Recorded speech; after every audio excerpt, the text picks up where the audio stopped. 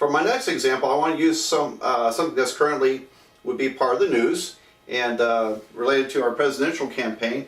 I just heard this somewhere yesterday. I can't remember where I heard it, but anyway, apparently there's the Remington Research poll in Ohio says that currently, right now, that Trump is ahead of Clinton in Ohio. Okay, now this is just one poll, almost 2 weeks before the election, and take these things with a grain of salt. And but anyway, right now, according to their poll in Ohio, Trump is at 46% and Clinton is at 42%. Now then, there are others too. There's Gary Johnson running, I think that's his name, is a libertarian. There's Jill Stein running on the Green Party, and there's undecided voters. And so this only adds up to 88%.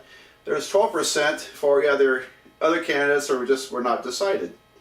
And so in order to form a confidence interval with this information, because the extremely likely outcome is that one of these two people are going to win the election in Ohio in 2 weeks, then what you would do, and I wouldn't ask you to do this, but here's what Remington Research did.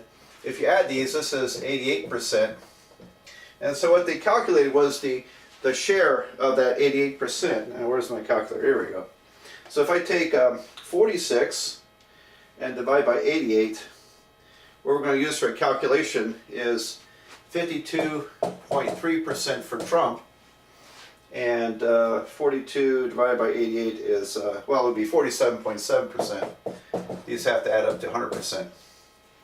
All right, so in order to calculate the margin of error, we're just going to assume that one of these two people wins, and that the remaining votes, 12%, is going to kind of fall in line here. So anyway, so let's use these numbers right there. I'll erase this part. Let's say that Trump is currently at 52.3%, Clinton at 47.7%. Now, I got to tell you, this was a normal poll, a typical poll in the news media. The margin of error would be large enough that they would say that the race is a toss-up. If your margin of error is like 4%, then this could go 4% either way, so could Clinton. And so it is possible, it's within the realm of possibility that Clinton could win it instead of Trump. And so, whenever you see, when they say something is within the margin of error or the race is too close to call, that means the margin of error is not enough to produce a decisive difference. All right, but in this poll, they talked to a lot of people, 1,971. So N was a large sample size, 1971 people.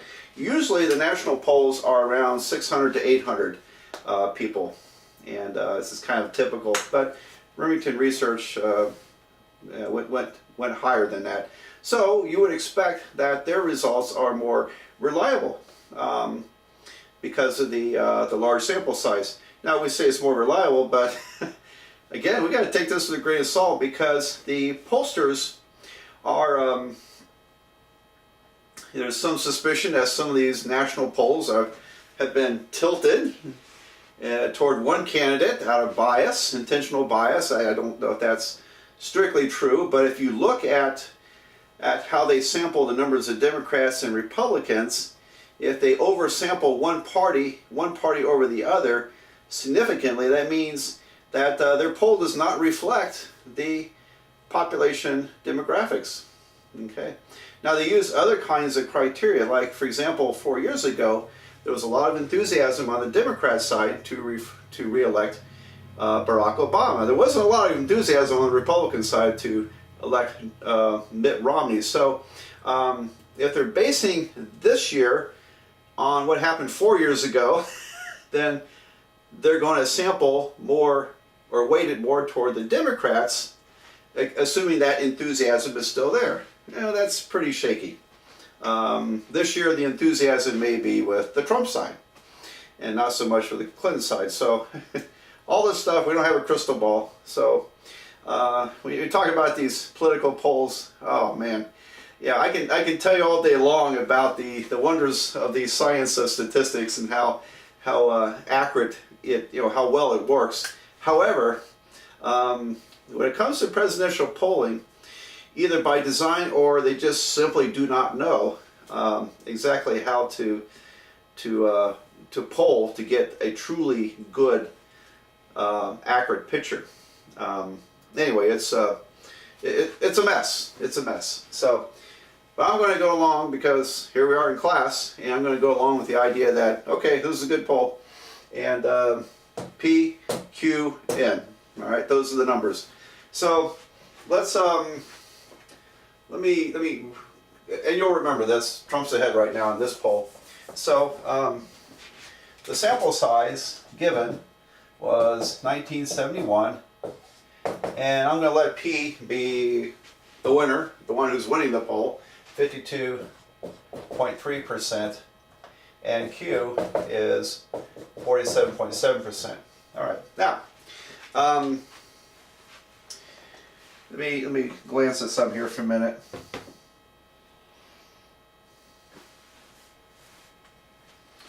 All right, I think our formula works the same for percentages as it does for proportions. Some of the problems in the book are given as proportions.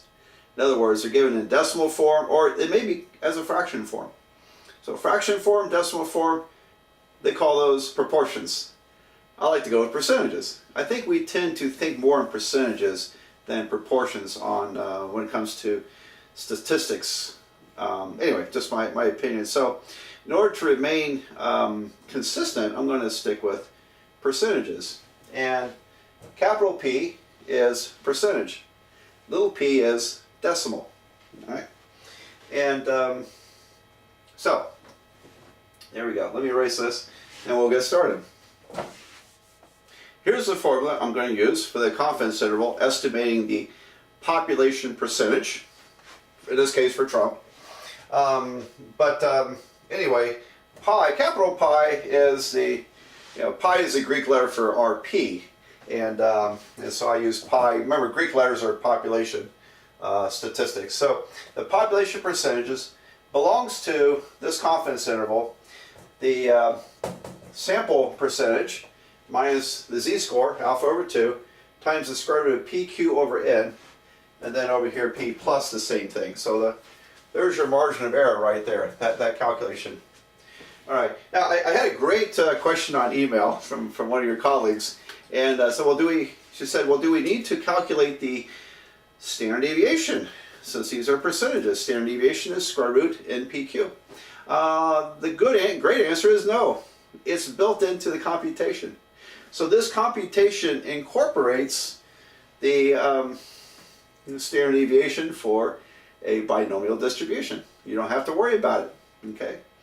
And we also recognize this is a type of problem where we use this formula because we're really looking at one percentage. I know there's Trump and Hillary Clinton.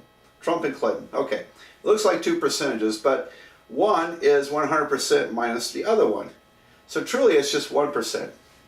We're not comparing two different samples, two different percentage sets with possibly different sample sizes.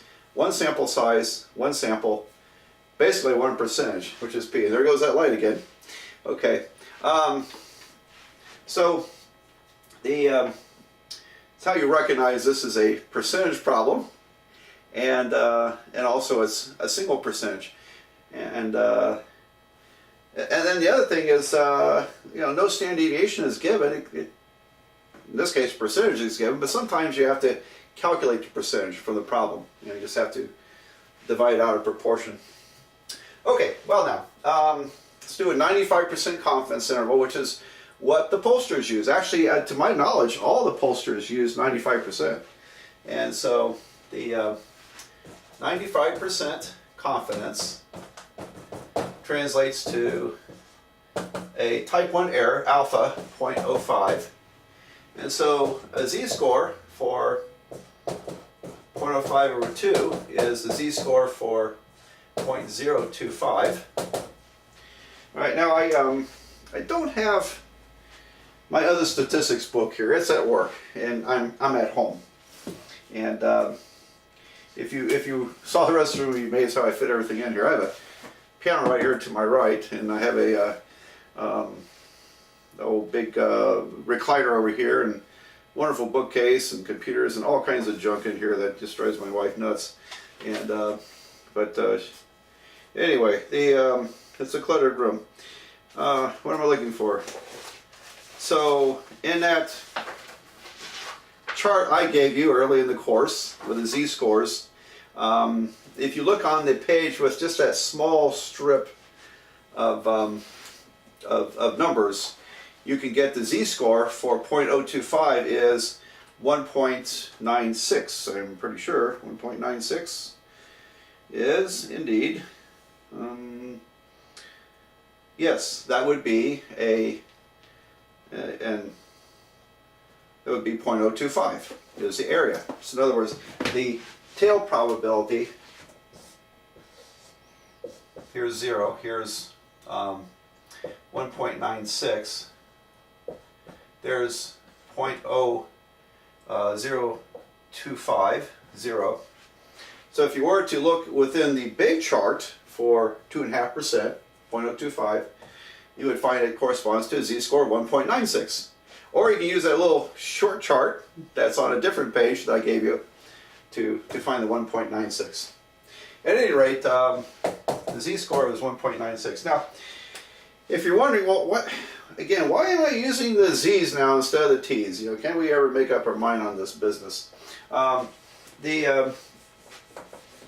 using a theoretical model here, the binomial distribution. P and Q, two outcomes. Someone votes either for Trump or they vote for Clinton.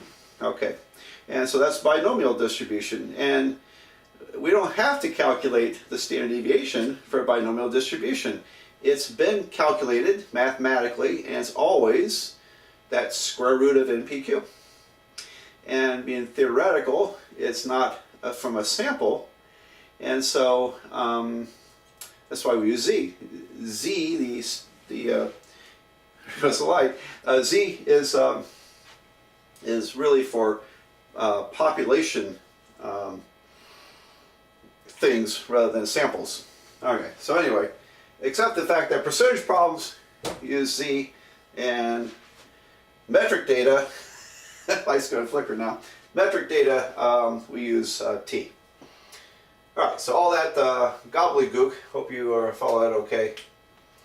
Let's plug the numbers in. Pi belongs to 52.3 minus 1.96 square root of 52.3 47.7 over 1971, comma, and then 52.3 plus that big square root, and I don't think I'll write it this time because, as you know, it's the same calculation. So let me find my little calculator here. As you know, I like to calculate the margin of error before completing the confidence interval. So let's see, 52.3 times 47.7 divided by 1971, hit equal, oops, 1971, hit equal, and take the square root of the answer, okay, and then multiply by 1.96, and I get 2.198. Let's call it 2.2, 2.2%. So this would be 52.3 minus 2.2, comma 52.3 plus 2.2. And when we finish, we'll be at the 50.1, comma 54.5. All right, so I'm going to do some erasing, and I'll write out my conclusion for this problem. Well, here's my conclusion to the problem. The 95% confidence interval is 50.1% to 54.5%. We are 95% sure that if the election were held today, Trump would win Ohio. The margin of error is 2.2%. So now, as you can see, it's very close. It's very close. But within 95% confidence, if the poll is accurate on demographics and no one changes their mind on election day, then we're 95% sure that would be the vote. Okay. And so, yes, Hillary can still win. She has got a slight chance on this end, but 95% confidence says that Trump gets at least 50.1% or higher, actually up to here. And so it looks like Trump would win under the circumstances. Like I say, you got to take this stuff with a little bit of grain of salt, because I think the pollsters are having quite a bit of difficulty getting a great random sample of voters. And so anyway, but it's close. But you know, for this candidate, it's good news. And but like the rest of the campaign, it's probably going to shift from day to day. So we'll find out hopefully by November 9th on who won this election. Anyway, the margin of error is 2.2%. Now, when you see this stuff printed, I used to say newspapers, now it's on the internet, the polls don't give you the confidence interval, and they don't tell you the confidence interval. They just say, well, here's the vote in our poll, and it looks like Trump is ahead in Ohio. The poll based upon 1,971 likely voters, margin of error 2.2%. Usually they'll report the sample size and the margin of error. That's the part they tell you. They don't tell you about the 95% confidence, but everything I've ever seen is that they always use 95% confidence. So anyway, this is a confidence interval for estimating a population percentage. So, okay, one more type of problem. This will be comparing two percentages.